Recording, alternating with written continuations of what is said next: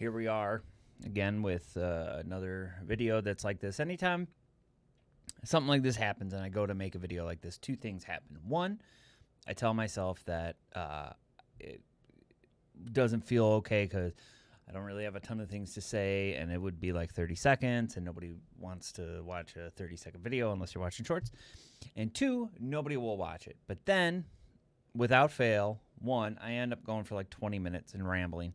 And two, I always end up with like a ton of subscribers and like the fastest views. Now, videos might not do as good as some other videos, but it's always like super hot right out of the gate. So when I saw this today, I knew, I was like, well, maybe I'll make a video. And so here we are. So rather than sit here and talk about this more, we'll get right into it. Corsair announced today that they have acquired Drop, Mass Drop, formerly known as Mass Drop, which, if you're not aware of who Drop is, they are sort of the purveyors of group buys, and not necessarily, they didn't by any stretch invent the group buy model, but they were the first company to profit off of the group buy model, which obviously, sort of has a double-edged sword. A lot of people haven't been a fan of Drop for a while. Others have never been a fan of Drop, but, kind of mixed bag here. So others love it. They originally got their start. I think they really started with their headphones, like audio gear. And it was, a matter of, it was literally like, I think like, oh, you just get a better price. Like if they can get like 500 people together, they get a better price on headphones and stuff. And some of these insanely expensive headphones, anything you can do to, lower the price is obviously a good thing. But then also to go back, and I think it was like things that, were out of production for a while. When it comes to like audio files and keyboards and stuff too, for that matter. But audiophiles can be pretty passionate about their gear and can, be very particular. So it might be something that might be 10, 15, 20, 30, 50 years old, whatever. But people really love it for whatever reason. It sounds a certain way. It sounds this way. It sounds that way. What have you? And a lot of those sentiments are shared by the keyboard community. Although, it's not necessarily, I think, as like detailed. I guess. Meaning like there's only one kind of. There are multiple, different brands of keycaps, but there's kind of only one that's kind of like known as like the end all be all. Of course, I'm referring to GMK. And there are other good keycap makers, obviously, but just GMK is like the de facto king of that. But finding out that Corsair has acquired them is strange. I feel like, Corsair Drop is, very heavily invested in sort of like the enthusiast level of, whatever you want to call it, desk setups. They're not even really particularly gamer focused, although they do have some stuff, but it's definitely gaming adjacent. And while Corsair is certainly gaming related, I would not call them like an enthusiast level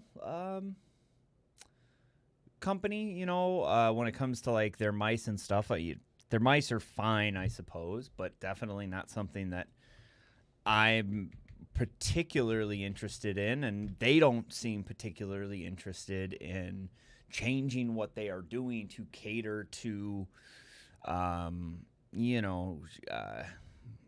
shifting markets, or what seems to be shifting markets. We've seen Razer and Logitech are kind of the only two of the major companies that really start to meld what we would call like the enthusiast level, or people and like your mass market, right? So, we started to see them ditch RGB and stuff, which obviously, like I said, Corsair has no intentions of doing whatsoever, which is, of course, fine. Like, again, it's fine if they're selling and stuff, but their mice specifically are not what I would consider like, performance level gaming mice, right? Like, I don't think they have a mouse under 100 grams, and I don't think they have a mouse without RGB. $170 for something that doesn't particular, like obviously they're advertising the IQ, and not really like the things that enthusiast level people would care about. Nothing about the weight that I can see here. I thought I saw something, but no, it's talking about the acceleration. So again, just not that they're really,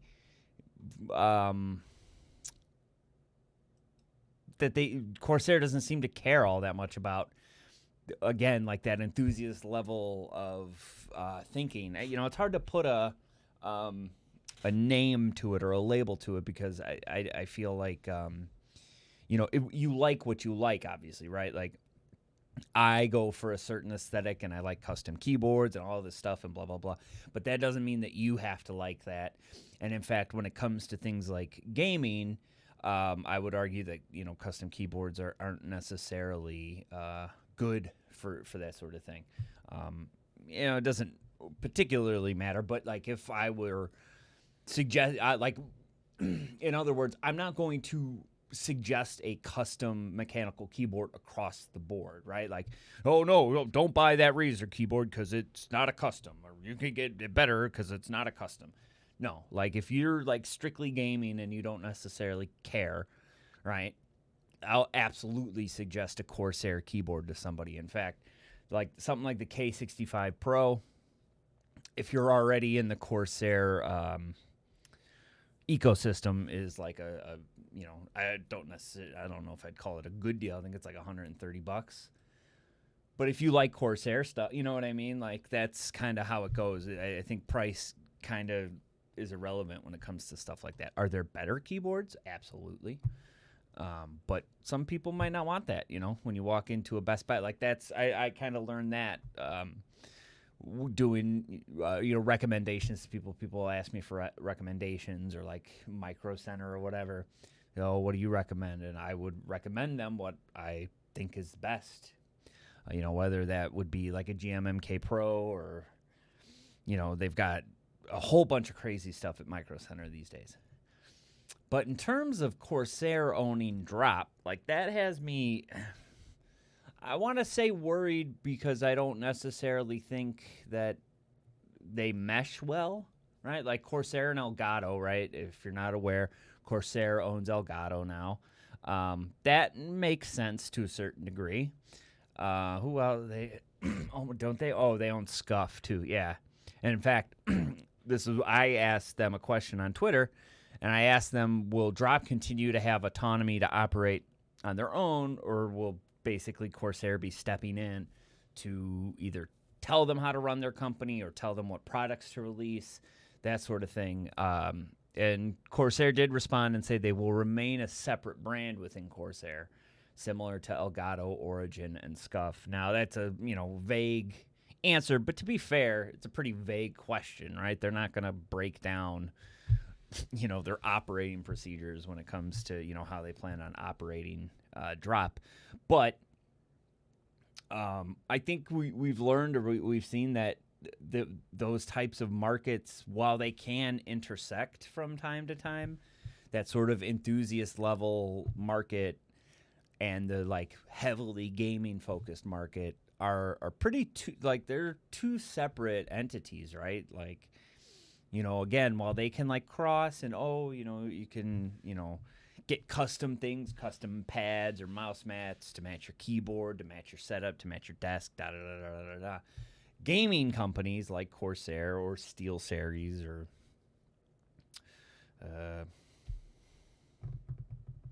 what's the other one that I'm thinking of? Why can't I think? HyperX, that's another one that they don't they'll integrate certain enthusiast level things, right? We've seen HyperX do the lightweight mouse thing. But out of all of them, Corsair seems just not interested, and I maybe it's working for them. I don't know. I would assume it is, right? If they're continuing on with this, they've got things like the K65, as I mentioned. Ooh, K65, 60% Cherry MX Browns for 109. That's not bad. It's not. I mean, it does look like it's a float. That looks like almost like a Ducky 1.2 Mini almost. That's not so bad. To be fair, I haven't paid too much attention to what Corsair has been doing. Corsair is one of those things that, like, it doesn't necessarily interest me, like, in the idea that I would use them, and I'm not willing, when it comes to somebody like me, a small creator, I have to shell out money for anything I review, and obviously, like, if I don't plan on using it for at least a short amount of time, it becomes hard to justify spending the kind of money you got to spend on Corsair stuff, in order to have it. I can't spend $200 on a keyboard that I have no plan on necessarily using, but it is what it is. But again, their products don't suggest that they feel the need to migrate to that, cater to that new sort of enthusiast level aesthetic, the kind of stuff you would see on drop, which is why, to me, it's weird. But it also has me concerned or worried about the kinds of things we're going to start seeing from drop. Now, group buy things, generally speaking, are done out of the love of whatever the thing is, right? So keycaps or keyboards, audio stuff or whatever.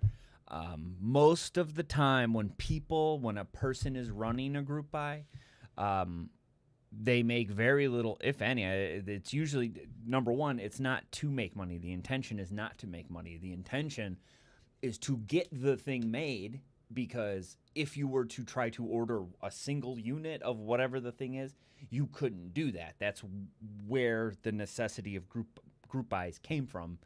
And even somebody like Drop, at the time were Mass Drop, they couldn't dump a bunch of money into a product that they had no idea whether or not it would sell, right? Because you can do interest checks and that sort of thing all you want, but at the end of the day, you don't really know if somebody's going to plunk down money for this or that or the other thing, right? And you can post a photo and people click the like button, but you don't know if they're going to buy it, right? So I can't comment on Drop as a company, but I wonder how profitable they are, right?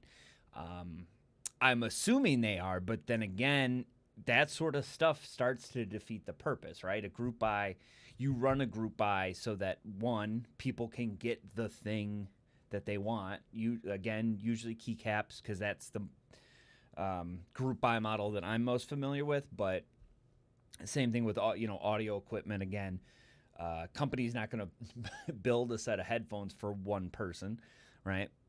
So they need to have 100, at least a few hundred orders, whatever, but also to lower the price, right?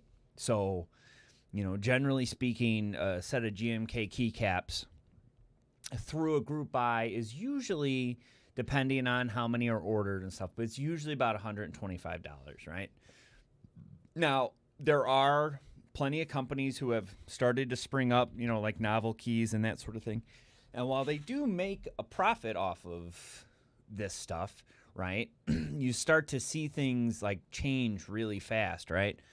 So, just a set, a normal GMK set that was originally set up as a group buy, selling for $135, which is curious to me because that's roughly what I paid for GMK Oblivion, the second version.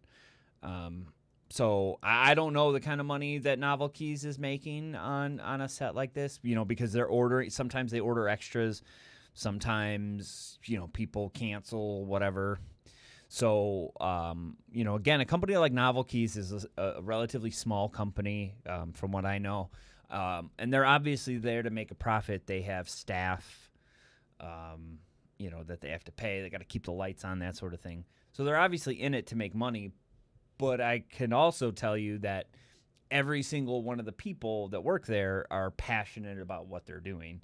And I'm sure they make, pretty decent money at what they're doing. But at the same time, like, I don't think Novel Keys is like hand over fist, like heading to the bank. Oh, we don't know, what we're going to do with all this cash. Now, again, Drop, it has their fingers in quite a few more areas. Again, audio is a big sector for them, and I don't know what kind of money they're bringing in, but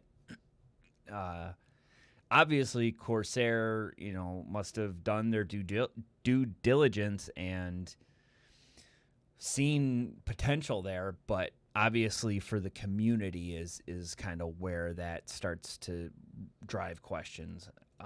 Can we find out? I don't think drop yearly profit for 2022. Oh. Maybe because drop. Let's see. Yeah. Mass drop. Probably not. Oh, this is just going to be like Mass Drop's estimated annual revenue is currently $19 million per year. Mass Drop received $40 million in venture funding in August 2015. I was going to say I think they're a private company. At least I thought they were. But the biggest thing, or the scariest thing to me, is what that means for sort of the community, right? Because there are other places that are doing group buys, but in fact, does Mastrap even do group buys anymore? I don't even think they do group buys anymore. Shop by product stage, ship pre-order. 4 months left for... Makes return so yeah, they're still doing group buys. Estimated ship date is November 30th, 2023. So I wonder, but even that doesn't feel like a group buy because a 3 or 4 month turnaround on GMK sets. I don't think that's happening. I don't stay too in tune with the keycap market, but the last I heard, GMK had like a 1 or a 2 year backlog, I thought, but I don't know. I don't know how they're doing things now, but, whether you love or hate, drop, I just wonder what this means for the future of group buys and that sort of thing. If they would even do them anymore, right? Because, if you're a part of a public company, your responsibility is to the shareholders. Is Corsair even a public company? Is Corsair a public company? Oh, no. Wait. Yes. No. Corsair is a publicly traded company with shares traded on the NASDAQ. However, 57% of Corsair stock is owned by the private equity firm EagleTree. In fact, roughly 27% of Corsair stock. So I'm an idiot when it comes to business stuff, so I'm not going to pretend to sit here and say that I even know what most of that means, to say nothing other than, generally speaking, when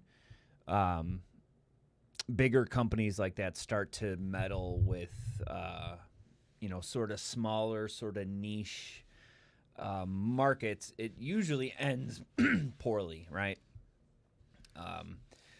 Keyboards, we've already started to see sort of the keyboard bubble pop with a lot of smaller companies going under. Around 2020 is, maybe 2019. We started to see a lot of interest perk up in the keyboard community. which of course turned into like all sorts of different companies coming out of the woodwork. Now, of course, Drop's been around since, for a while. What, 2012 or 2013? When was Mass Drop founded? 2012, yeah. But I just wonder if they're going to be doing, some of the like more niche headphones, things like DACs and amps and what that means for their keyboards. Or are they just going to turn to like building like quasi custom keyboards? That's the stuff they make is cool, and it's cool for people who want to sort of get into keyboards. Are they going to carry competitors, right? Because like Idabao, right? That's technically a competitor of theirs now, right? Because they got Corsair's keyboards, right? Although I guess they've always had,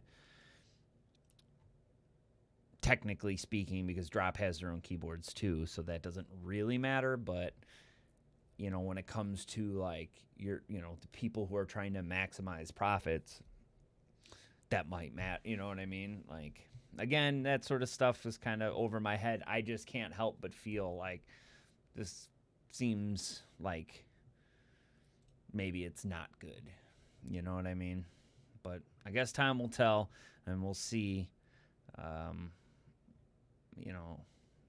We'll see if things stay the way they are. I mean, for what it's worth, most of the companies under Corsair's umbrella seem to be doing well, right? There doesn't seem to be much that changed, right? Elgato is killing it in the streamer space. Scuff has been like basically the top in controllers, custom controllers for forever. I still love, like, I keep telling myself my wife plays most games with controllers, so I keep telling myself I'm gonna pick up a Scuff because she loves the colors and everything, but we still haven't, because boy are they expensive. One of these days though, I'll pick one of these bad boys up. Man, those are sexy. And then what was there was one other one, I think.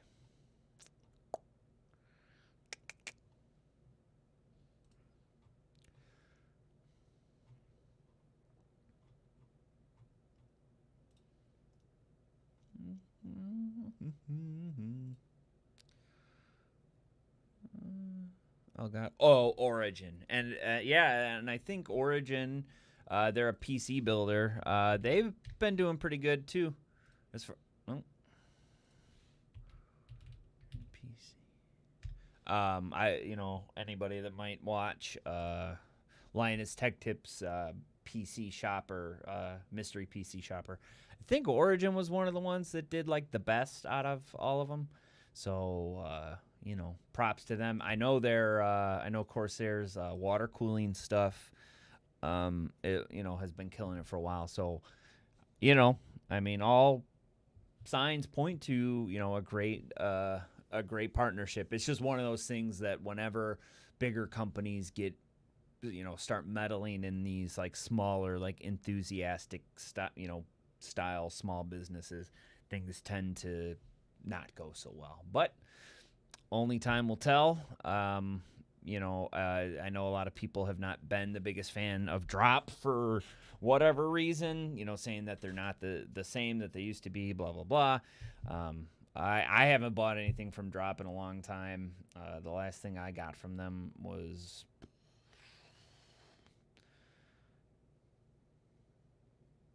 I can't even remember. I can't even remember. I think it was their TKL in like 2018. So it's been like 6 years. So, maybe they're already obsolete. I hope they do some cool stuff. I just can't think of what it is, right? From a company that is basically trying to maximize profits, right? And working with these like smaller creators, right? Bip, who's been a keycap designer for ages and ages and ages. Are they going to be willing to work with these smaller designers still? Um, you know, making keycap sets that aren't the most popular keycap sets in the world, sort of thing. Who knows? Only time will tell, I suppose. But I will absolutely be keeping a close eye on what happens to Mass Drop over the next, year, I would say, maybe 2 years. But yeah, we will see. Again, I mentioned it in the last video that these videos always seem to do really well, so figured I would do another one. If you're new here, consider clicking that subscribe button. I will catch you guys in the next video.